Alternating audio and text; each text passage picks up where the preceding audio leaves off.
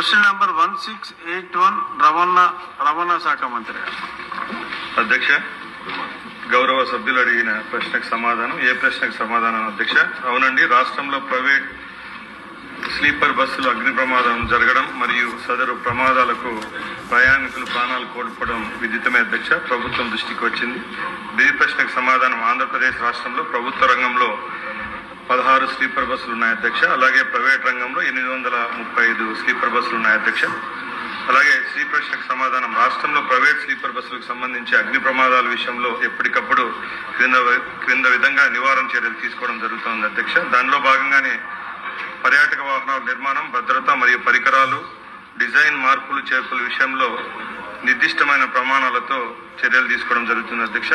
అలాగే కేంద్ర motor act ప్రకారం 1989లో రూల్ ప్రకారం 128ని ఖచ్చితంగా పాటించడం జరుగుతూ ఉంది అధ్యక్ష. అలాగే ఎన్ఫోర్స్మెంట్ కూడా రాష్ట్రంలో ఎప్పటికెప్పుడు రవాణా శాఖ తనిఖీలు చేస్తూ ఉంది అధ్యక్ష. దానిలో భాగంగానే 2025 సంవత్సరానికి గాను సుమారుగా 13,724 కేసులు నమోదయ్యాయి అధ్యక్ష. దానివల్ల 11.96 కోట్ల రూపాయలు చెల్లించడం జరిగింది. అలాగే ఇప్పటి వరకు 26వ సంవత్సరానికి గాను 9,003 కేసులు నమోదయ్యాయి అధ్యక్ష.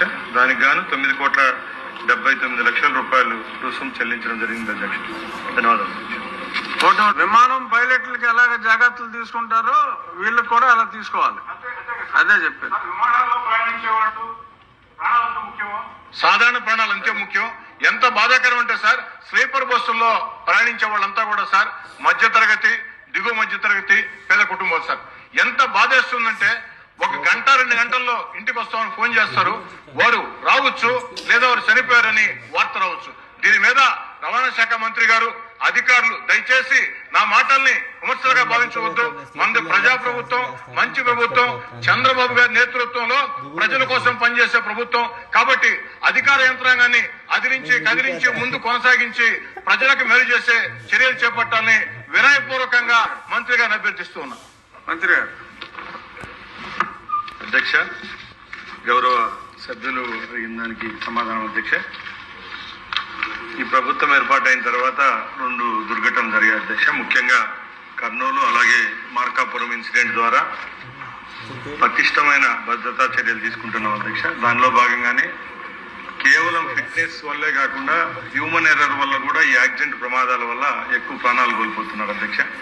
ముఖ్యంగా గౌరవ సభ్యులు అడిగినట్టు ప్రమాదం గురైనప్పుడు ఆ టైమింగ్ కూడా చాలా బేస్ చేసుకోవాల్సింది అధ్యక్ష. ఎందుకంటే స్లీపర్ బస్సులు అన్నీ నైట్ టైం ట్రావెల్ చేయడం జరుగుతుంది అధ్యక్ష. ఆ టైంలో అందరూ గాఢ నిద్రలో ఉండడం వల్ల, అలాగే ఎమర్జెన్సీ ఎగ్జిట్ ఉండడం వల్ల, ఒకే ద్వారం వల్ల ఒక 20-30 సెకండ్లలో ఎవాక్యుయేట్ అయ్యే టైంలోనే అక్కడ ఉండే ఫ్లేమబుల్ మెటీరియల్ ఉంటుంది అధ్యక్ష. లోపలికల్లా స్పాంజ్, కుషన్స్, బెడ్షీట్లు ఉండడం వల్ల ఎక్కువ ప్రమాదాలు జరుగుతున్నాయి అధ్యక్ష. దీని మీద స్ట్రిక్ట్ గా రూల్ తీసుకొని రావడం జరిగింది. అలాగే ఇద్దరు డ్రైవర్లు అయితే గత 6 నెలలుగా చేయడం జరుగుతుంది. ఎక్కడ చెకింగ్ చేసినా కూడా ప్రతి ఇద్దరు డ్రైవర్ లేని బస్సు అక్కడికక్కడే సీజ్ చేయడం అధ్యక్ష. దాని డీటెయిల్స్ కావాలంటే నేను మన గౌరవ సభ్యులకి ఇస్తాను అధ్యక్ష. అలాగే ఈ పటిష్టమైన చర్యల్లో భాగంగానే ఫిట్నెస్ అలాగే డ్రంక్ అండ్ డ్రైవ్ విషయంలో ఎక్కడ రాజీ పడేది లేదు అధ్యక్ష. ఒక 8 అవర్స్ జర్నీ మధ్యలోనే 2 దగ్గర తప్పకుండా చెకింగ్ పాయింట్ కూడా ఏర్పాటు చేయడం జరిగింది అధ్యక్ష. తప్పకుండా ఇలాంటి యాక్సిడెంట్ జరగకుండా దీనికి పటిష్టమైన చర్యలు తీసుకునేదానికి ప్రభుత్వం అలాగే రవాణా శాఖ సిద్ధంగా ఉందని గౌరవ సభ్యులకు మీ ద్వారా తెలియజేస్తున్నాను. Question number